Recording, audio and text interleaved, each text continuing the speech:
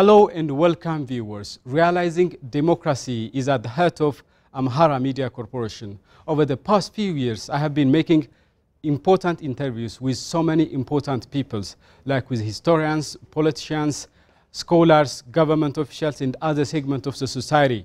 And I covered a range of issues such as election, peace, democracy, politics, history, culture, and so on.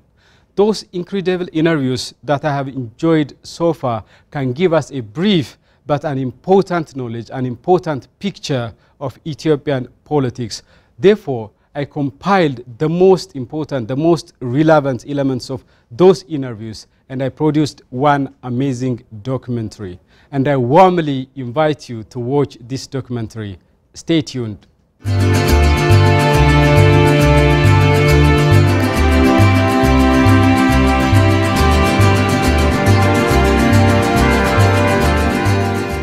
Before we knew how Ethiopia looks like, really, at school we were learning in books how it resisted the colonialists and how it fought and defeated them. So I think it's an inspiration. It should always remind the Ethiopians of their heritage and how they are pride for the African people. Ethiopia's destiny was determined by our own people, by our own rulers, rather than by colonial masters sitting in London or Paris or Brussels. So that was a very important achievement. When we think about government itself, we talk about three branches of government, right? So the branch that legislates laws, the branch that executes the laws, and the branch that interprets the laws. In historical Ethiopia or in contemporary times, I'm sorry to say that we really don't have three branches of government functioning the way they are supposed to function. What we always have is the executive branch.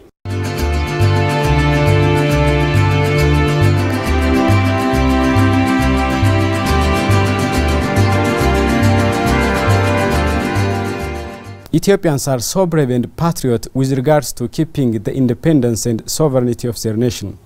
In fact, they had fought a bloody war even with strong nations of the world. And Ethiopians successfully defended their country from various external aggressors and invaders. And now Ethiopia is one of the oldest independent nations in Africa. And this is a great deal of success for freedom-loving peoples of Ethiopia. Ethiopia remained an independent nation, independent state, while the rest of Africa was colonized. And this was a very important achievement. And that meant, of course, that Ethiopia's destiny was determined by our own people, by our own rulers, rather than by colonial masters sitting in London or Paris or Brussels. So that was a very important achievement. Secondly, of course, it really instilled in the people a special kind of psychology of pride, of self-sufficiency, of independence, of not bowing down to foreigners. Before we knew how Ethiopia looks like, really, at school we were learning in books how it resisted the colonialists and how it fought and defeated them. So I think it's an inspiration. It should always remind the Ethiopians of their heritage and how they are pride for the African people. And so it is an inspiration that should be remembered and be used to ensure that the country prospers and never relapses in conflict again.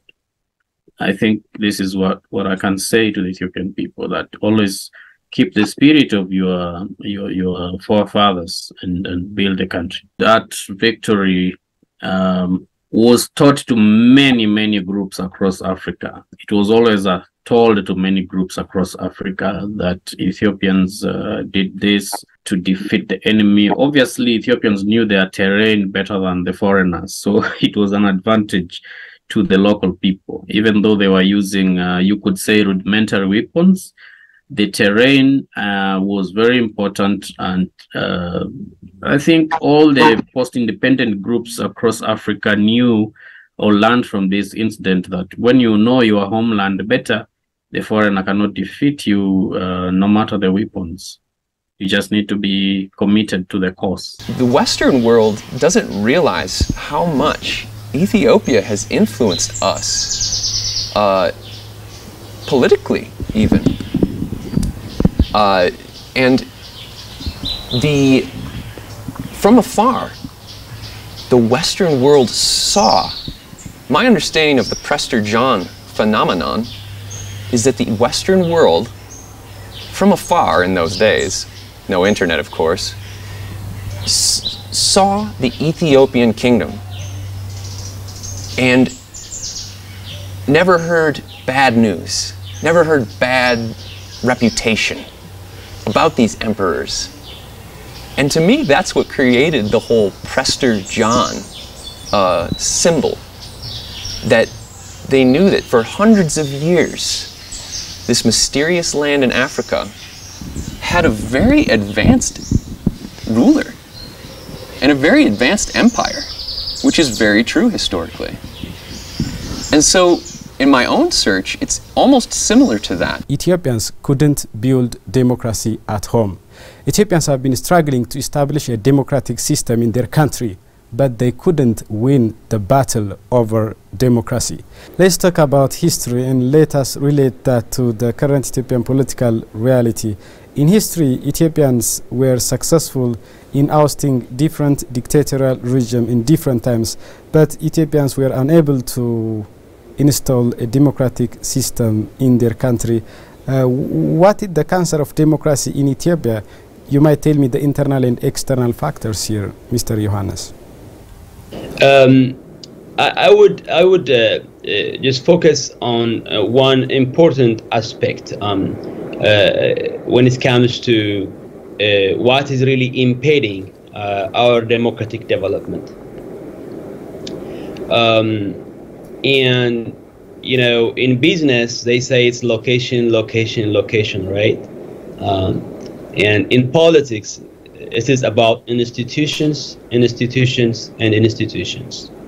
And when we talk about institutions, it's not only talking about what successful, very important institutions in different sectors can do to our democratic development. But it starts with understanding what government is all about. What is the purpose of our government? What is the purpose of the Ethiopian government? And first of all, it is to be able to protect the safety of our citizens, you know, from domestic threats or foreign threats. Ethiopia's successive governments have been, you know, successful in repelling threats coming from outside, but they have always faced internal threats as well. So if the purpose of the government is to protect its citizens and to keep us safe, the most important institutions will be, you know, within the security framework. Once you have peace, once you have lasting peace, once you have stability, once you have institutions that can safeguard the safety of citizens, then you can build other successful institutions as well. And the second important aspect with regards to institutions is that when we think about government itself, we talk about three branches of government, right? So the branch that legislates laws, the branch that executes the laws, and the branch that interprets the laws. In historical Ethiopia or in contemporary times, I'm sorry to say that we really don't have three branches of government functioning the way they are supposed to function. What we always have is the executive branch, which is the strongest, which is the one, you know, that writes the laws and send it to parliament so that it can approve it for it. So that, which is rubber stamping parliament, you know. And the courts are highly manipulated and they have never been independent. Do I see any changes toward this, you know, making these institutions very effective? I do see yes, there are some promise out there, but we are a long way, away from where we need to be. Most of the time, in Ethiopia, in Africa, people stand for election and want to hold the government power and fight for survival, but it is not right. So, an election which is periodic, which is competitive, which is fair, which is free, which gives equal time or equal opportunity for all, with an adult suffrage, universal suffrage, will be taken as a democratic election. So when you come to Ethiopian issues, election was exercised or started during the imperial period even. Exactly. Chamber of Deputies were elected from the people, but it's not democratic. Even within the Derg period, which is a single party system, WP, Workers' Party of Ethiopia, there is election, the candidates are only from the single party, and the simple nominal election was done, even though the constitution was the first organized by referendum, even though it gives some room for the people to know what does mean by constitution, what kind of constitution and so on, but they are not sovereign power holders. Even after Derg, there have been 5 parliamentary elections. I will come. In the PRDF period, a big Gangat party, which is led by TPLF dominant, as we know, all the world, throughout the world, it is obvious, PRDF was led by TPLF, and we have 5 elections in the PRDF period. But these 5 elections, consecutive elections, periodic elections, it is obvious, it is periodic. These elections doesn't mean by democratic elections. Rather, at the end of the day, the result of these elections was creating a very huge dominant party. That is TPLF, the elite, PRDF, which leads the party to control all aspects throughout the state. All corridors, economic, political, and other powers were handled by that single party, especially within the TPLF. You know, we are trying to move away from an authoritarian regime to a democratic system. We have a long history as a nation, but it will be for the first time that we'll be able to have a true democratic system if we are able to conduct a free and fair election. This election comes at a time as well where we are under pressure from different sources. So it is important for us to make sure that this election moves the country forward. It comes, you know, the election is not going to answer for, is not going to bring an answer for every problem that we have.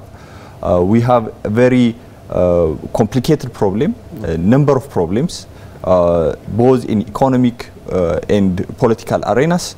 We have to be able to understand that these problems will be solved through time, but this election will, for the first time, if election can't give a solution to Ethiopian major problems, so what will be the significance of the upcoming election? I mean, which kind of problems will be addressed by the upcoming election, do you think? As I mentioned, election is not the last and the end. It is one side, one expression of a way. For that matter, each and every section of the society has its own responsibility. For example, let us take political parties, whatever winning party or opposition parties, they must be democratic by themselves. Democracy should start from personal individuals. So each and every individuals plus political parties as a group and the society at large should think over and should clearly understand what will be my right and what will be my responsibility to do that. And political parties by themselves, for example, if they have got a chair or seat in the parliament, even though whatever they win, whatever any party, we don't know who will do, the result will be done by the election. So it is expected to be one party will win the election and will organize the government. And we expect also we will have some political parties, opposition parties, who have seats in the parliament. Those political parties should stand clearly for the sake of the people. So democratic elections, if there is democracy, are a fight for, must not be a fight for survival. Rather, it must be a competition to serve. Most of the time, in Ethiopia, in Africa, people stand for election and want to hold the government power and fight for survival. But it is not right. We only have one country. I mean, we might differ in how we see the problems we have, in the solutions we propose to these problems. But we have a common country. It is important that we understand the country's unity is very important for all of us. It's not only in the interest of one single party or the state or one ethnic group that we maintain the unity of the country and we maintain a stable political system in this country. So my call for our compatriots, our competitors, is that let's make sure that we conduct ourselves peacefully and legally. Let's make sure that our members and supporters respect the rights of other political parties. And let's discuss. Let's try to resolve the problems we face through a civilized discussion. We have the Joint Council of Political Parties. We have an ad hoc committee that is formed involving the National Electoral Board of Ethiopia in each region. So let's table the problems we face in this establishment so that they are solved in a peaceful and civilized manners. It is only through discussion that we will be able to move forward and we will be able to provide solutions for the complicated problems that this country faces. I do think that if there is something that I cannot give up on is my hope for a democratic Ethiopia, just to see a democratic Ethiopia whereby all of its citizens are able to coexist in harmony, whereby all its citizens are able to get the protection that they deserve, respect that they deserve when it comes to their human rights, their civil rights, their civil liberties. So democracy is something that we should not negotiate.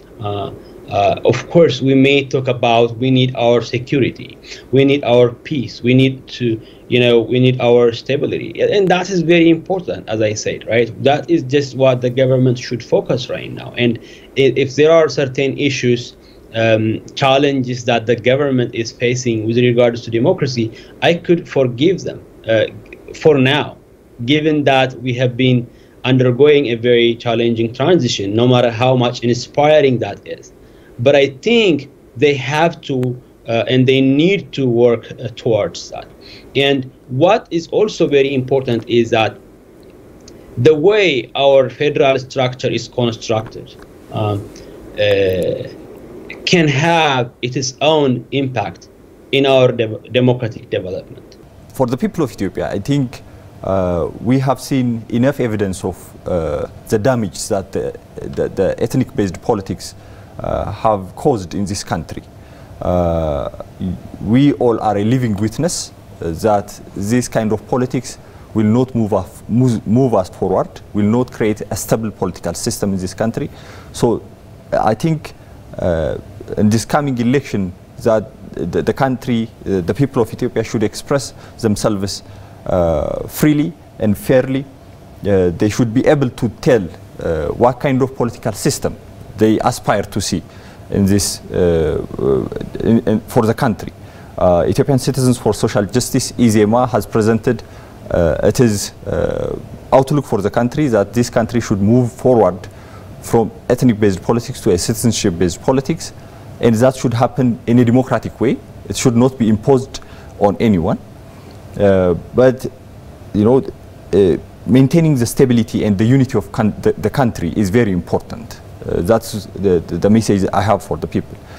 The political elites is not very much interested in pan-Ethiopianism or Ethiopian unity because they have their own agenda, because a strong, united Ethiopia is against the interests of the ethno-nationalists. So obviously, we have seen it many times, how even in the celebration of Adwa, even in the teaching of Ethiopian history, we have seen how post-1991 regimes in particular have been systematically eroding this idea of pan-Ethiopianism. So that's the political elites obviously are not interested in this. I can assure you. But when it comes to the general public, especially the youth, you can see very clearly that the idea of Ethiopian unity, the idea of pan-Ethiopianism is still very strong. You just have to look at the songs of Teddy Afro, of Gigi and Rofnan, the lyrics and the attraction that they draw.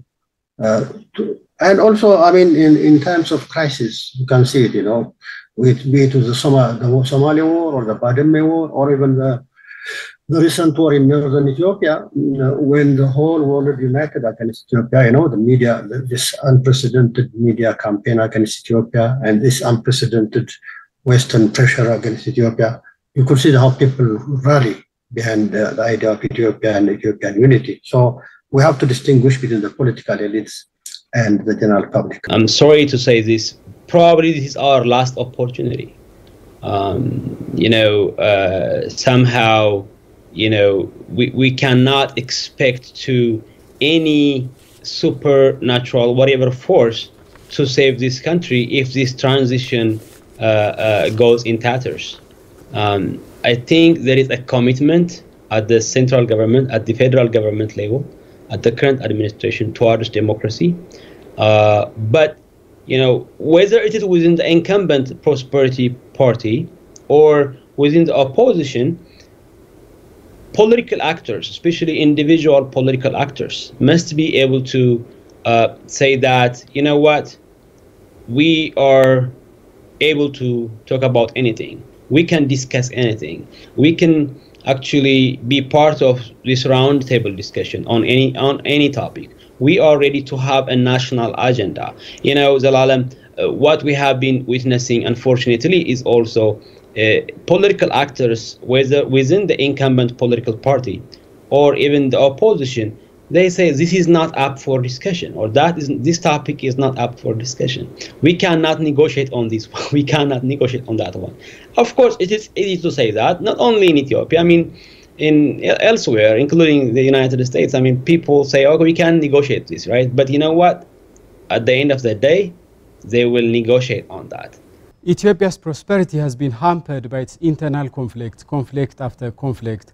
Over the last 2-3 years alone, thousands of people died, millions are displaced because of the bloody conflict that the country had passed through. Such bloody conflict, such devastating war has been halted after the Pretoria Peace Agreement, the agreement between TPLF and the federal government of Ethiopia in Pretoria, South Africa. That is wonderful ended. However, there is one key point that some politicians, law experts, historians, and other prominent people of the country advocate. That is transitional justice. These people come to say, like, even the recent conflict between TPLF and the federal government of Ethiopia is not current one, it's not a new one. Rather, it has to do much with history. Therefore, the country has to reconcile with herself for permanent and sustainable peace. Dear viewers, today's discussion point is transitional justice. And for this, I'm joined by Associate Professor of Law, Balaina Admasu. Please do stay with us. Associate Professor Balaina Admasu, thank you for joining us. Thank you. Yeah, it's such a fascinating idea, isn't it? Let's bring the science into the ground. Yeah. We all know the context of Ethiopian politics where everybody is feeling victimized and pointing finger at another.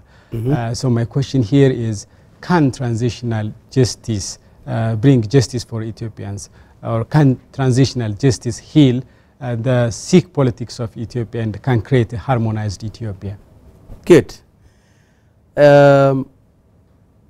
Yes and no would be the answer for this question. All right, because, let me hear your argument.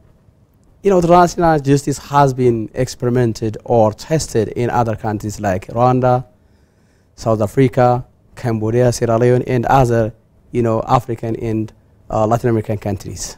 Exactly. Tell us the international experience in this regard. This has been, tested and brought result or the benefit from the transitional justice system. For example, you take our neighboring country, Rwanda. there was a very serious conflict between the two ethnic groups, as you know, yeah? Hutu and Tutsi. Yeah, Tutsi and Hutu. So after the conflict, the issues were settled in two ways. The first one is criminal prosecutions, which is a part or component of the transnational justice system. Those who have been directly involved in the crime have been tried by the international tribune established for this purpose, and they gained it or benefit from it. The remaining issues or crimes have been settled through negotiation or dialogue or through truth and conciliations. In other words, truth and conciliation has been taking places in order to create a very smooth and reconciled relationship between the two ethnics. And some literatures tell us that they have benefited from it, and they are now developing their own peace and democracies in their own territory by taking the benefit of transnational justice into practices or into consideration. And the same is true in the case of South Africa. South Africa, Truth and Reconciliation Commission has been established and attempted to solve the problem after the conflict between the white and the black, as you know, yeah? Yeah. So they have benefited from it a lot, so long as it's possible to properly implement transnational justice system. It might also be very useful for Ethiopian cases, yeah? So what is required just to benefit from this transnational justice in the case of Ethiopia is very important point for me, because in order to benefit from the transnational justice system, Ethiopians are required to develop a sort of democratic culture, democratic culture. In other words, we should listen to each other, we should tolerate to each other, we should ready in order to settle the problem through our alternative alternative customary solutions. We do have a number of customary dispute resolution mechanisms in Ethiopia. So long as Ethiopia is a bottle of so many ethnic groups, we do have a number of different kinds of alternative dispute mechanisms. If we are able to ready to employ this kinds of alternative dispute resolution mechanisms, and we are ready to use them, I'm quite sure that Ethiopia will benefit from the transnational justice system. And it is also quite important to identify the parties at stake, yes? Using or having the alternative dispute resolution mechanism by itself is not able to be an end in order to utilize the transnational justice system. The very important point is, who are going to negotiate to each other? Who are going to reconcile to each other? What are going to be done in order to find out the truth which has been carried out between the victims and the offenders? Unless and otherwise we are able to identify the parties as a stake, it might be very difficult to benefit from the transnational justice system. So for me, the second point that should be taken into consideration should be just identifying the parties at stake and their harms and needs properly. The other point that should be taken into consideration in order to benefit from the transnational justice system is, just establishing the very important platform or institutions. As I have said before, South Africa has established the Truth and Reconciliation Commission, yeah, and has benefited from the transnational justice system which is taken place by the Truth and Reconciliation Commission. So what kind of institution or platform is important or appropriate for Ethiopia is also another important point that should be addressed in order to benefit from the transnational justice system. As you know, within the last 3 years, Peace and Reconciliation Commission was established in Ethiopia at the federal level, yes? Sure. Yeah. So its period of time has been elapsed before, it starts its work, yeah? Yes. So such kind of, platform is very important. You might use Human Rights Commission, or you might use, another kind of platform or institution which are available in Ethiopia, but it is quite important to study it very critically in in order to benefit from the transitional justice systems. There are a lot of, other, requirements or points that should be taken into consideration before we decide, Ethiopia can benefit from the transitional system or transitional justice. Transitional justice may, create a reconciled Ethiopia. So just to decide this point, these and other points shall be taken into consideration. Allah will have 99 names. Among those names, one of its name is peace. To show that peace is very important. Even after prayer, after you pray, it may be, there are 5 prayers, by the way, a day. When after you completed praying, the first thing that you invoke to Allah is peace. Allahumma anta salam minka salam. Allah, you are peace. Peace comes from you. Just to say like such kind of invocation to show that peace is very important. So everyone is expected to spread peace in the country and out of country. Christ is the peace giver. He loves all people all over the world, and we call it the Savior of the world. So the church fathers, especially the church fathers, are representative of Christ on earth. Our Lord Jesus Christ, the Savior of the world, as He gave peace for us, the people or the community must believe in peace. So the church fathers, the community leaders, the prominent persons, the youngest, and all Ethiopians have to be better to discuss and to solve the problem peacefully.